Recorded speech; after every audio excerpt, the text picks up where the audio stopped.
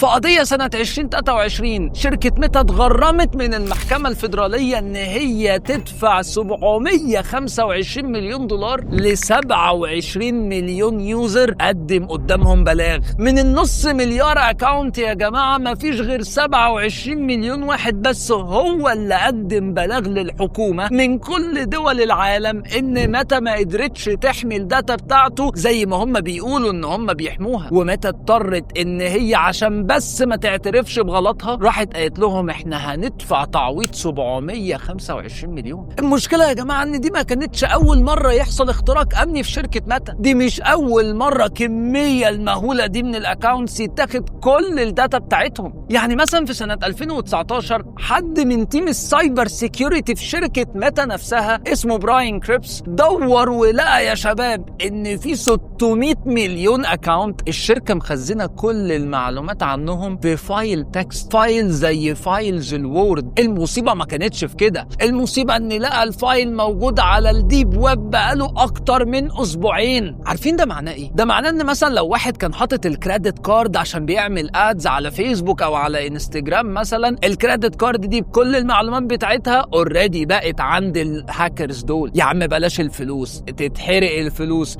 لوكيشن الراجل وهو بيتحرك بموبايله هم اوريدي كان ليهم اكسس عليه، السماعات، الميكروفون، الكاميرا بتاعت الموبايل كانوا قادرين ان هم يوصلوا لها. وساعتها برضو شركة ميتا ما اعترفتش بالخطأ وقالت اصل ده مش عارف كان غلطة ان احنا نسينا نجدد حاجات من 2008. تجدد ايه؟ بقول لك حطوا في فايل وورد. موضوع الهاكينج ده يا جماعة موضوع كبير جدا، مش بس بيقف على شركة ميتا، الموضوع بيوصل لمؤسسات نووية. انتوا متخيلين انا بتكلم في ايه؟ كلنا سمعنا يا جماعة عن ان ايران كانت عايزة تعمل اول مؤسسة نووية عندها في البلد، وعرفنا ان المؤسسة النووية دي واجهت مشاكل كتيرة جدا على مدار السنين. مشكلة كبيرة منهم وهي ان كان في هاكرز عايزين يوقفوا الموضوع ده، فقدروا ان هم يهاكوا المؤسسة الحكومية الكبيرة جدا دي بس بحتة يو اس بي درايف يا جماعة. قدرت ان هي تهاك نظام الطرد المركزي لتخصيب اليورانيوم. الموضوع ده لو ما كانش اتلحق كان هيحصل مصيبة، في ناس كتيرة جدا جدا جدا كانت هتتصاب بأمراض كتيرة جدا زي الكانسر مثلا. كنا هنلاقي ان احنا عندنا شيرنوبل 2. وهو ده موضوعنا النهاردة، ازاي مؤسسة كبيرة جدا جدا وممكن يبقى فرد لوحده كلهم معرضين ان هو يتم اختراق الاكاونتس بتاعتهم ويحصل مصايب سواء على المستوى الشخصي والفردي او على مؤسسة او على حتى حكومة ودولة كبيرة. وازاي دور المهندسين بتوع السايبر سيكيورتي ان هم يحاولوا ان هم يحموا حاجة زي كده. تعالوا نتكلم اكتر عن الموضوع ده. خلينا متفقين على حاجة، ان مهما كان السيستم اللي انت بتستعمله مديك احساس قد ايه هو سيكيورد وقد ايه هو محمي من كل الهاكرز اللي ممكن يجوا، عايزك تعرف ان ده مستحيل. ياما شفنا سيستمز حاطين مليون فاير وول، ابليكيشنز حاطين مليون سيستم عشان يخليك تدخل باسورد فعلا قوي محدش يقدر يجيبه. وشركات كتيرة جدا جدا بتعين آلاف وآلاف من مهندسين السايبر سيكيورتي عشان يقدروا ان هم يشوفوا كل الطرق اللي الهاكر يخش بيها ويمنعوها. بس عايز اقول لك ان مفيش حاجة اسمها ان هم هيمنعوها 100%، ولا ان في سيستم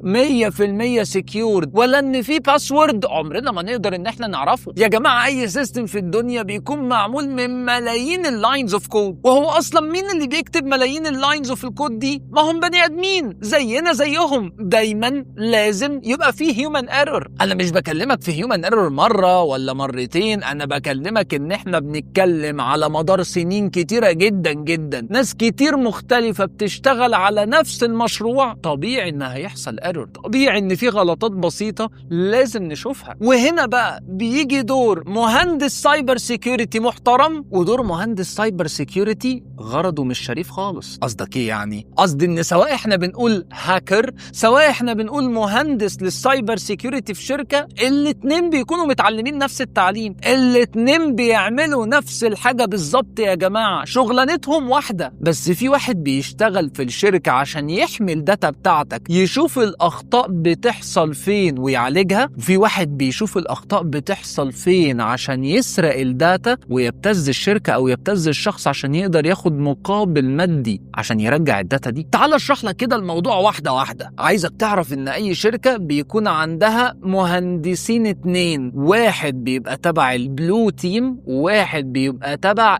الرات تيم. ايه التيمز دي بقى يا مستر؟ الرات تيم ده يا جماعة دوره ياخد الكود بعد ما الشركة تبقى فاكرة ان هو تمام وراجعوا عليه كذا مرة، يروحوا يبدأوا بقى ان هم يشوفوا الغلطات اللي بتحصل في اللاينز بتاعت الكود دي، ايه اللي ممكن اخطاء محدش خد باله منها واحنا ناخد بالنا منها ونبدأ ان احنا نخترق السيستم. وده بيحصل في on the other side على طول. الناحية التانية بيكون في البلو تيم اللي بيشوف طب الخطأ ده حصل انا هعالجه ازاي، وازاي اعالجه بسرعة وامنعه من ان هو يحصل. بس خلينا متفقين يا جماعة، برضو حتى اللي بيعمل كل التستات دي بيكون بني آدم، فأكيد في حاجات ما بياخدش باله منها 100%. وطبيعي جدا إن كل بني آدم ذكي في اللسكة منه، ومش لازم يبقى دايما غرضه شريف. ممكن يجي واحد هاكر قدر إن هو ياخد باله من مال فانكشن في السيستم، عطل في السيستم، فبالتالي قدر إن هو يخش على السيستم ده ويسرق الداتا. وبنفضل بقى في السايكل دي، كود يتكتب، الشركة تراجع عليه، نجيب مهندس سايبر سيكيورتي يحاول يقفل كل الأعطال اللي فيه، يجي حد أشطر منه يهاك السيستم، الشركة تدفع فلوس تحسن الكود وعيد. كل ده يا جماعة دايما هيفضل يحصل وعمره ما هينتهي. احنا بس نقدر نقلله، بس ان احنا نخليه زيرو مستحيل. كلنا بني آدمين، بلاش حتى ان احنا نقول ان في غلطات في الكود، مستحيل اللي انا هقوله دلوقتي ده طبعا، بس نتخيل ان هو حصل ما بقاش فيه ولا غلطة في الكود. هو احنا ممكن نهاكت مش بس سوفت وير، ممكن نهاكت بالهاردوير. حد بس يخش بفلاش ميموري، حد بس يخش بيو اس بي درايف يحطها في السيستم، شكرا الهاكر دخل. احنا دلوقتي قدام ان السكيورتي مش بس بقت سوفت وير، احنا محتاجين بقى ايه؟ نجيب بادي جارد قدام كل جهاز. طبيعي حاجة زي كده صعبة جدا. النهاردة انا جاي اركز على بارت السوفت وير واقول لك كذا طريقة سواء مهندس السايبر سيكيورتي او الهاكر بيقدر ان هو يستعملها عشان يقدر ان هو يشوف الاعطال ويستغلها صح، سواء عشان يصلحها من البلو تيم او عشان يستغلها ضدك من الهاكرز. تعالوا يلا نعرف. اول طريقه يا جماعه، ودي بتبقى طريقه بيزك قوي، وهي اسمها الباينري بيهيفير. الباينري بيهيفير دي يعني الراجل بيبدا يشوف الكود اللي مكتوب في الويب سايت او في السيستم ده، ويبدا يدخله كده نمط معين، سيريس من الزيروز والونز، صفار ووحايد يا جماعه. دي بيبقى اسمها باينري. بس كل هاكر او كل مهندس سايبر سيكيورتي بيكون ليه الطريقه بتاعته وليه سيكونس معينة هو مخترعها، بحيث ان هو يقدر يشوف لو في اي لاين في الكود مش كامل، اي لاين في الكود ما بيعملش المهمة بتاعته بالشكل المظبوط، ساعتها على طول الباينري بيهيفير ده بيبان وبيعرف بالظبط الغلطة فين في الكود وبيقدر ان هو يخترقه. تاني طريقة يا جماعة بتكون حاجة اسمها الباسورد كراكرز، وده بيبقى نظام الهاكر او المهندس مخترعه بحيث ان هو يقدر يدخل ملايين الكومباينيشنز اوف الباسوردز، يجرب كمية مهولة من الباسوردز في وقت قصير جدا، بحيث ان هو يقدر ان هو يجيب الباسورد الصح لاكاونت معين، ومن خلال الاكاونت ده يخش في السيستم. يعني هديك اكزامبل، مثلا هاكر لقى ان انت بتدخل نفس الباسورد في كذا اكاونت، مثلا بتدخل اسمك جنب اسم والدتك مثلا، فهو عرف ان انت بتستعمل اسمك واسم والدتك في باسوردز كتيرة جدا، فبياخد الحروف بتاعت اسمك واسم والدتك وبيجرب حرفيا كل الترتيبات للحروف دي، يحط اسمك الاول بعد كده اسم والدتك او العكس، يحط ما بينهم شرطة، يحط ما بينهم سلاش، يحط نقطة. الباسورد كراكر ده بيجرب مليارات الكومباينيشنز في وقت صغير جدا لحد ما يقدر ان هو يجيب الباسورد. فما بالك بقى السيستمز اللي بتقولك دخل باسورد 4 ولا 5 ارقام، طبيعي جدا ان ده في ثانية الا ثانية هيجيب الباسورد بتاعها يوزنج السيستم اللي هو بيبقى مخترعه ده. تالت حاجة يا جماعة اتكلمنا عليها في فيديو قبل كده، ازاي الداتا بتاعتنا بتتنقل من مكان لمكان، وقلنا ان وهي بتتنقل دي اي حد يقدر ان هو يجيب الداتا دي، يعمل لها فتش، يمسكها ويشوفها. قلنا ساعتها ان الداتا دي طبعا بتكون انكريبتد، بس ساعات من كتر ما النتورك بيكون عليها هاسل، ابلكيشن معين مليارات الناس بتستعمله في نفس الوقت، مش كل الداتا بتكون انكريبتد، ولا كل الداتا حتى لو اتعمل لها انكريبشن بيكون قوي جدا. ساعات يا جماعة الشركات بتختار ان هي تضحي بالانكريبشن مقابل ان هي تسرع الابلكيشن بتاعها. فالهاكرز دول بيجتهدوا ان هم يشوفوا حاجة اسمها الباكيت سنيفرز، حاجة بتجمع الداتا دي وتبدأ تفلترها، تقول لك الداتا دي مش معمول لها انكريبشن، انا كده جمعت الداتا دي عن الابلكيشن او السيستم ده. الداتا دي معمول لها انكريبشن خفيف نقدر ان احنا نقسمه، او الداتا دي انكريبتد فكك منها خالص. فدايما يا جماعة حتى لو احنا مش هنقدر نخش السيستم دايركت، نقدر نبدأ نهاك السيستم وهو بيكلم بعضه، ديفايس بيكلم ديفايس تاني، احنا بنفتش الداتا دي وهي ماشية في الطريق. واخر حاجة حابب اتكلم معاكم عليها وهي البورت سكانرز. عشان اقدر ان انا اشرحها لكم، عايزك تتخيل ان اي سيستم بيقدم كمية وظائف كتيرة، كل وظيفة منهم يا جماعة بيكون ليها باب. عشان تقدر تستعمل الوظيفة دي لازم تخش من خلال الباب ده. طبعا مش محتاج اقول لكم ان كل باب فيه اللي بيفتح بالبصمة، في اللي بيفتح بكلمة سرية. طبعا في الأول بيبدأوا يشوفوا الجيتس اللي ما عليهاش دايما حماية عالية قوي، إنما لو لقوا جيت مقفولة كويس جدا وعليها سيكيورتي عالية جدا جدا، بيبدأوا إن هم يشوفوا طريقة يخشوا والنت بيعلق.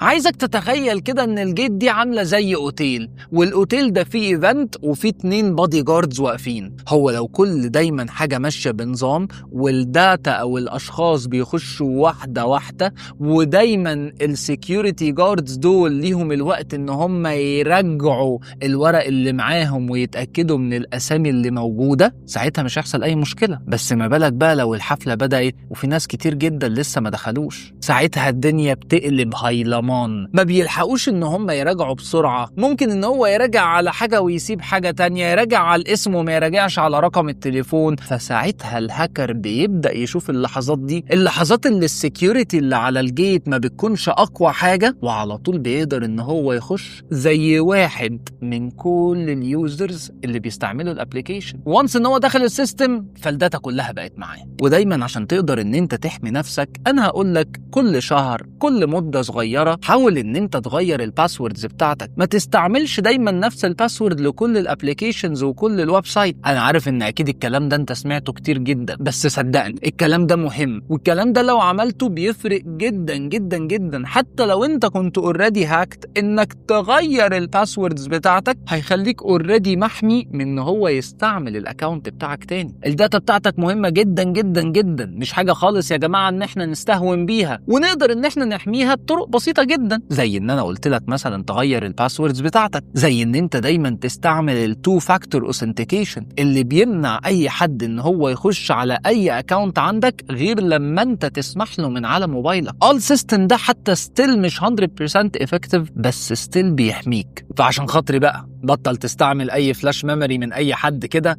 بطل تفتح اي لينك تلاقيه على الويب سايت، بطل تفتح اللينكات اللي بتجيلك على الواتساب، وركز ان انت تحمي الداتا بتاعتك. مش ناقصين مصايب. شيفت تايم ستان.